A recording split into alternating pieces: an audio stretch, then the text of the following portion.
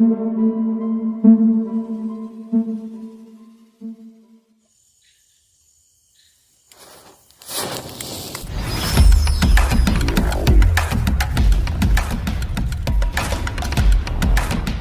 നമ്മൾ ഫ്ലെയർസാണ് ഉണ്ടാക്കാൻ പോകുന്നത്. നമ്മൾ പല സിനിമകളിലും പല ടി വി ഷോകളിലൊക്കെ കണ്ടിട്ടുള്ളതാണ്. ചില നായകന്മാരും ഇതിൻ്റെ കയ്യിൽ ഇങ്ങനെ കുറേ നേരം കത്തിക്കൊണ്ടിരുന്ന അതിഭയങ്കരമായിട്ടുള്ള വെട്ടമുള്ള ഒരു ദീപാവലിക്ക് നമ്മൾ ഉപയോഗിക്കുന്ന പൂത്തിരങ്ങളൊരു സംഭവം.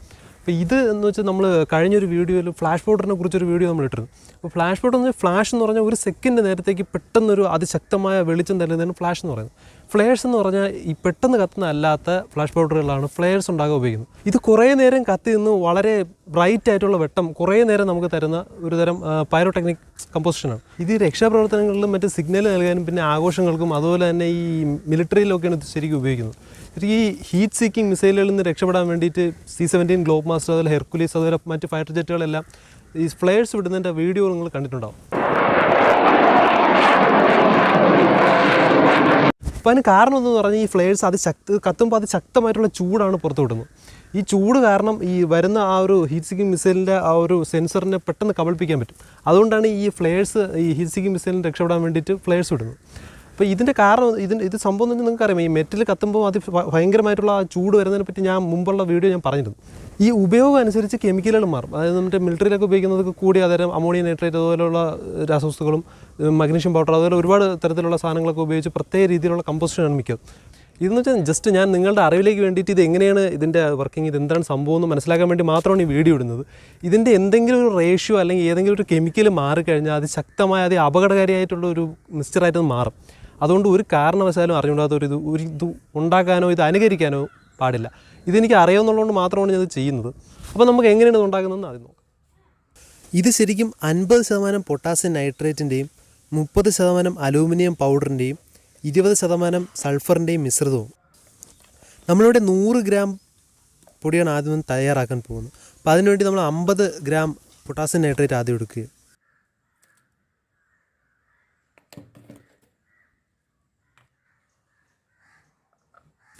അതിനുശേഷം നമുക്ക് 20 ഗ്രാം സൾഫർ പൗഡർ എടുക്കാം.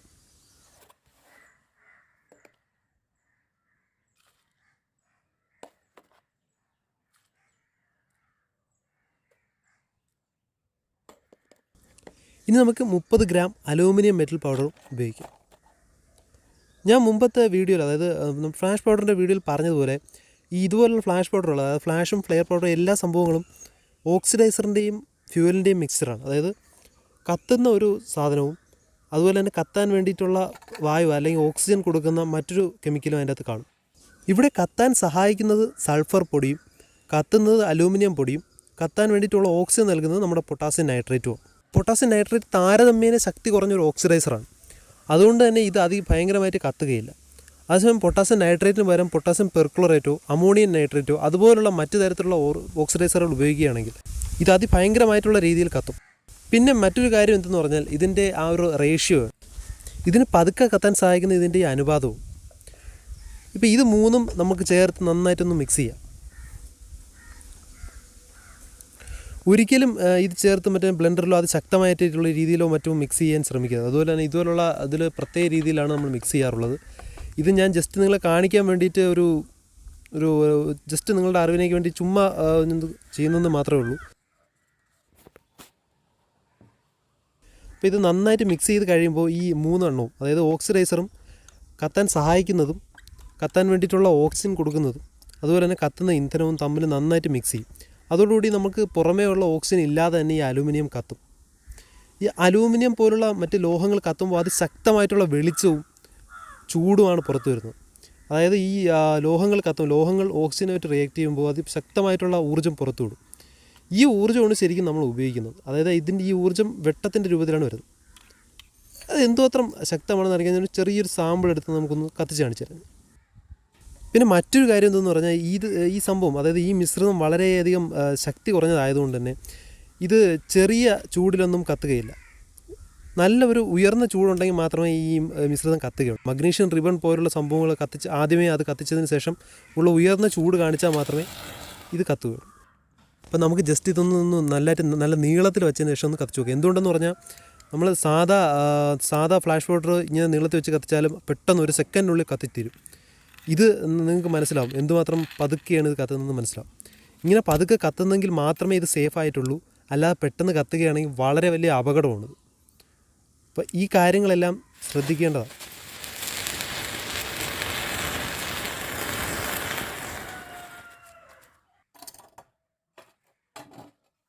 ഇനി നമുക്ക് മിശ്രിതം ഈ ട്യൂബിൻ്റെ അകത്ത് നിറച്ച് വയ്ക്കാം.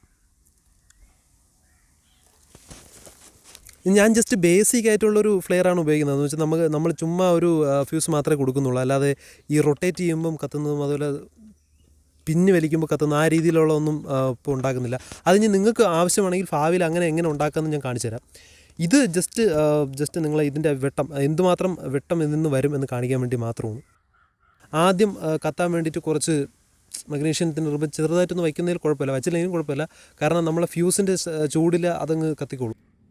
അങ്ങനെ വെച്ചതിന് ശേഷം നമ്മൾ ഈ പേപ്പർ ടേപ്പ് കൊണ്ട് ഇതിൻ്റെ മോൾ ഭാഗമൊക്കെ ഒന്ന് മറച്ച് വെച്ച് കഴിഞ്ഞാൽ നമ്മൾ ഫ്ലെയർ സ്റ്റിക്ക് റെഡിയായി കഴിഞ്ഞു. ഇനി നമുക്ക് ജസ്റ്റ് ഇത് എങ്ങനെയാണ് കത്തുന്നതെന്ന് ജസ്റ്റ് നോക്കാം. രാവിലെയും രാത്രിയും എങ്ങനെയാണിത് ഇതിൻ്റെ എഫക്റ്റ് എങ്ങനെയാണെന്ന് നിങ്ങളെ ഞാൻ കാണിച്ചു തരാം.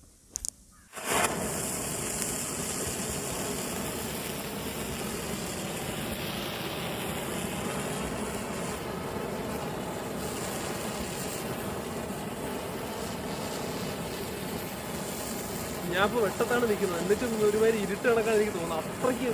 അത്രയ്ക്ക് വെളിച്ചമാണ് സംഭവം വരുന്നത്. അപ്പോൾ നമ്മൾ ഏതാണ്ട് രാവിലെ ഈ സംഭവം കത്തിച്ച് എന്തുമാത്രം കിടിലാണ് എന്തുമാത്രം വെട്ടമാണ് തരുന്നതെന്ന് നമുക്ക് മനസ്സിലായി. പക്ഷെ രാവിലെ കത്തിച്ചിട്ട് കാര്യമില്ലല്ലോ. രാത്രി എന്തുമാത്രം രാത്രി മാത്രമേ നമുക്ക് മനസ്സിലാവും ശരിക്കും ഇതിൻ്റെ ശരിക്കുള്ള പവർ എന്താണെന്നും രാത്രി മാത്രമേ നമുക്ക് മനസ്സിലാവും.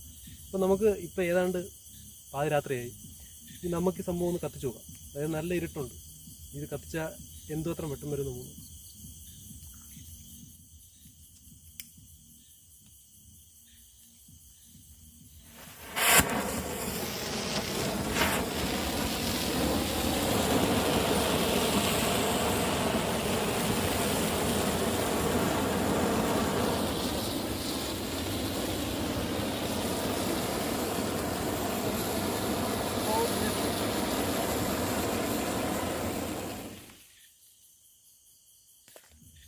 കണ്ണ് വരെ ഊപ്പാടൊന്നും എന്ന് വെച്ചാൽ വെട്ടത്തിലോട്ട് നോക്കാൻ പറ്റാത്ത അവസ്ഥയായി പോയത്. അത്രയ്ക്ക് പവറാണ് ഈ സാധനത്തിനുള്ളത് നിങ്ങൾക്ക് മനസ്സിലായി കാണും.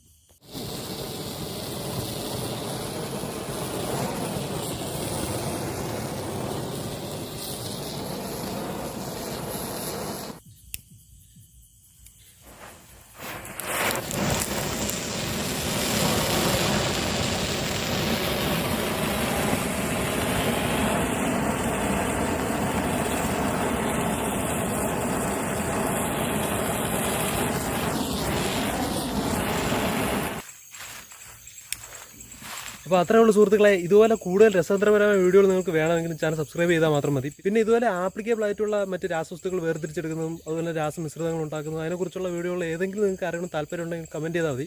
എനിക്ക് കഴിയുന്നതനുസരിച്ച് ഞാൻ വീഡിയോ ഇടാൻ ശ്രമിക്കാം.